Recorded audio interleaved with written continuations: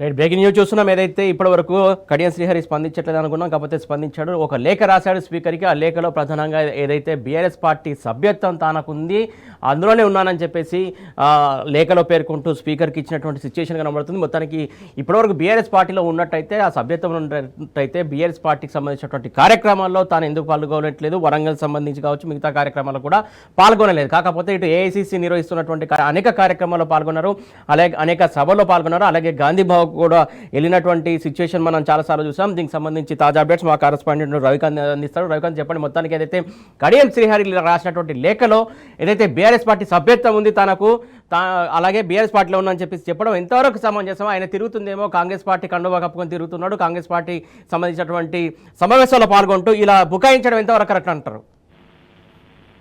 స్పష్టంగా ఇది బుకాయించడము, ఈ ఏదైతే ఎమ్మెల్యే పదవి పోతుందని ఈ గండం నుంచి బయటపడడం అనే మనం అర్థం చేసుకోవాల్సి ఉంటుంది. స్పష్టంగా కడియం శ్రీహరి దీపాదాస్ మున్షి, రాష్ట్ర వ్యవహారాల ఇన్ఛార్జ్ దీపాదాస్ మున్షి చేతుల మీదుగా కాంగ్రెస్ కండువా కప్పుకోవడం, ఆ పక్కనే సీఎం రేవంత్ రెడ్డి కూడా ఉన్నటువంటి సందర్భాన్ని రాష్ట్రం అంతా చూసింది, దేశం అంతా చూసింది. ఇటీవల ఏ కార్యక్రమం జరిగినా కాంగ్రెస్ సంబంధించినటువంటి పార్టీ కార్యక్రమాల్లో పాల్గొంటున్నారు. ఏదైతే జాతీయ అధ్యక్షుడు ఖర్గే కూడా ఇటీవల కలిసినటువంటి సందర్భాన్ని మనం చూస్తా ఉన్నాము. దాంతో పాటు వేదికల మీద మనం చూసినట్టయితే జనగామ జిల్లాలో జరిగేటువంటి కార్యక్రమాల్లో, స్టేషన్ గన్పూర్ నియోజకవర్గంలో జరిగేటువంటి ప్రతి కార్యక్రమంలో కూడా తాను కాంగ్రెస్ పార్టీ తరఫున ప్రచారం చేయడం మనకు కనిపించింది.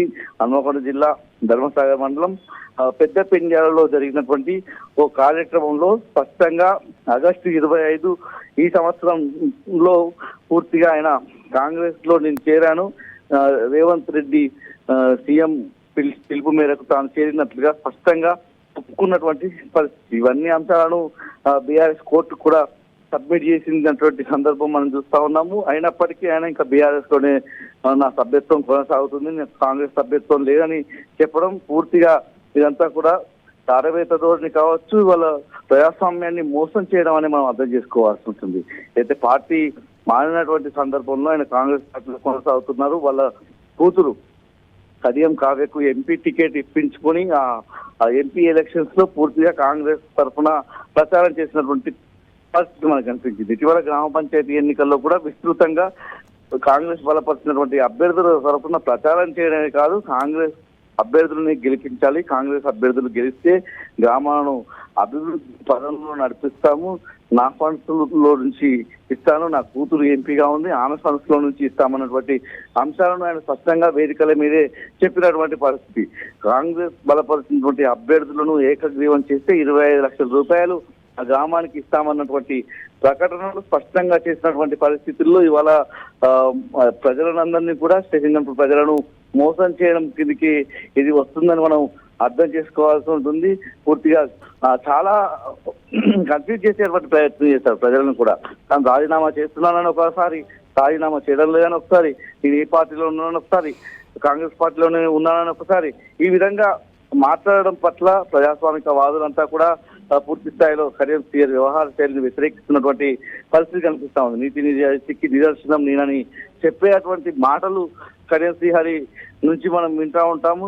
ఈ విషయంలో మాత్రం చాలా అబద్ధాలు చెప్పేటువంటి ప్రయత్నం చేస్తా ఉన్నారు. స్పీకర్ ను కూడా మోసం చేయడము, ఇవాళ ప్రజాస్వామిక వ్యవస్థనంతా కూడా మోసం చేయడం మనం అర్థం చేసుకోవాల్సి ఉంటుంది.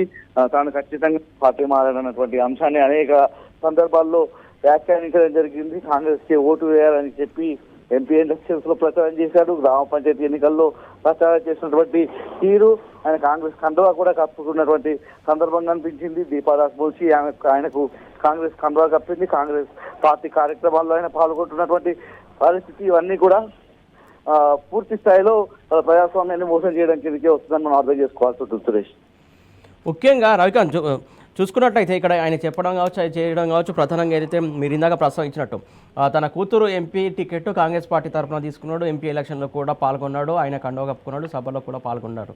అప్పుడు కూడా కాంగ్రెస్ పార్టీలో ఉన్నట్టే చాలామంది అందరు చూశారు, అందరికీ ఎరికైన విషయమే. ప్రధానంగా ఇంత బుకాయించడం దేనికోసం? జనాలు ఏమనుకున్నా పర్లేదు అనుకుంటున్నారా, లేకుంటే ఏమనుకోవాలి అసలు? ఇలా పూర్తిగా ప్రజలను స్టేషన్ ప్రజలను పట్టించడం కిందకే వస్తుంది. ఇవాళ బీఆర్ఎస్ పార్టీలోనే ఉంటే గత ఏదైతే బీఆర్ఎస్ ప్రజాతోత్సవం 25 సంవత్సరాల పండుగ జరిగినటువంటి బీఆర్ఎస్ పండుగ జరిగింది. బీఆర్ఎస్ పార్టీకి సంబంధించినటువంటి అతిపెద్ద కార్యక్రమం రజతోత్సవం జరిగినటువంటి సందర్భంలో ఆ కార్యక్రమంలో ఎందుకు లేదని ప్రశ్నించాల్సిన అవసరం ఖచ్చితంగా కనిపిస్తోంది. ఆ కార్యక్రమంలో కనిపించాల్సింది పోయి ఇప్పుడు ఎక్కడ చూసినా కూడా అతను డిసెంబర్ నెలలో 2024లో పార్టీ మారినటువంటి సందర్భం, అప్పటి నుంచి కూడా ప్రతి కాంగ్రెస్ మీటింగ్ లో పాల్గొనడము, ఇవాళ ఇలాంటి అవన్నీ చేస్తూనే ఒక పక్క మోసం చేసే విధంగా, ప్రజలను మోసం చేసే విధంగా ఏదైతే నేను కాంగ్రెస్ పార్టీలోనే ఏదైతే బీఆర్ఎస్ పార్టీలోనే కొనసాగుతున్నా, నా సభ్యత్వం అందులోనే ఉందని చెప్పడం, ఇదంతా కూడా ప్రజలను మోసం చేయడం కిందకి మనం వస్తుంది. ఎందుకంటే శేషంగన్పూర్ నియోజకవర్గం పెద్ద ఎత్తున ప్రచారం జరిగింది. ఆయన కూడా గెలిచే అవకాశం ఉందా లేదా అని సర్వేలు కూడా చేసుకున్నారట. అయితే 2-3 సార్లు సర్వేలు చేసుకున్నా కూడా అసలు ఏ మాత్రం ఆయనకు ప్రజాదరణ లేదు. ప్రజలు ఖచ్చితంగా ఉప ఎన్నికలు వస్తే ఓడిస్తారన్నటువంటి ఒక స్పష్టమైనటువంటి అంచనాలు ఉన్నటువంటి నేపథ్యంలో ఆయన మళ్ళీ వెనక్కి తగ్గి చాలా సార్లు మనం చూసినట్టయితే సురేష్ 2-3 సార్లు దాటవేట దూరండి. నాకు మరింత సమయం కావాలి, స్పీకర్ సంబంధించినటువంటి ఈ నోటీసులు వచ్చిన క్రమంలో వివరణ ఇవ్వడానికి నాకు మరింత సమయం కావాలని కోరుతూ చాలా సమయాన్ని దాటవేసేటువంటి ప్రయత్నం కూడా చేశారు. వివరణ ఇవ్వక తప్పనటువంటి సందర్భంలో సుప్రీంకోర్టు కూడా ఎప్పటికప్పుడు మొట్టికాయలు వేస్తున్నటువంటి పరిస్థితి. స్పీకర్ సంబంధించినటువంటి స్పీకర్ అధికారాలు కావచ్చు, ఈ విధమైనటువంటి పార్టీ ఫిరాయింపులను ప్రోత్సహించేటువంటి అంశానికి సంబంధించి స్పీకర్ కూడా ఒక స్పష్టమైనటువంటి సూచనలు చేసినటువంటి పరిస్థితి మనం చూసాము. ఇవన్నీ చూసిన తర్వాత ఖచ్చితంగా కడియం గారి వివరణ ఇవ్వక తప్పని పరిస్థితుల్లోనే ఇవాళ లేఖ ఏదైతే స్పీకర్ పంపించినటువంటి నోటీసులకు వివరణ లేఖ ఇచ్చినటువంటి పరిస్థితి. అందులో బీఆర్ఎస్ లో కొనసాగుతున్నానని చెప్పడం పూర్తిగా రైట్. రవికాంత్, ఇంపార్టెంట్ న్యూస్ అందుతుంది మనకి. ఒకటి చెప్తాను. ప్రధానంగా ఏదైతే తాను బీఆర్ఎస్ పార్టీ సభ్యత్వం ఉంది, బీఆర్ఎస్ పార్టీలో ఉందని చెప్పేసి లేఖ రాసిన నేపథ్యంలో బీఆర్ఎస్ పార్టీకి సంబంధించినటువంటి సీనియర్ నాయకులు స్పందించారు. ప్రధానంగా ఈ 1-2 రోజుల్లో బీఆర్ఎస్ సంబంధించినటువంటి కార్యకర్తల సమావేశం జరగనుంది పెద్ద ఎత్తున. ఆ సమావేశానికి వస్తారా, స్వాగతిస్తాం రండి అని చెప్పేసి బీఆర్ఎస్ సంబంధించినటువంటి సీనియర్ నాయకులు సవాల్ విసురుతున్నటువంటి సందర్భం. ప్రధానంగా దానికి సంబంధించి సమావేశంలో రండి, సమావేశంలో పాల్గొనండి, మీరు సభ్యత్వం ఉంది కదా, మీరు బీఆర్ఎస్ పార్టీలో ఉన్నారు కదా, రండి అని చెప్పేసి వీళ్ళు స్వాగతం పలుకుతున్నారు. వస్తారా, వచ్చే అవకాశం ఉందంటారా?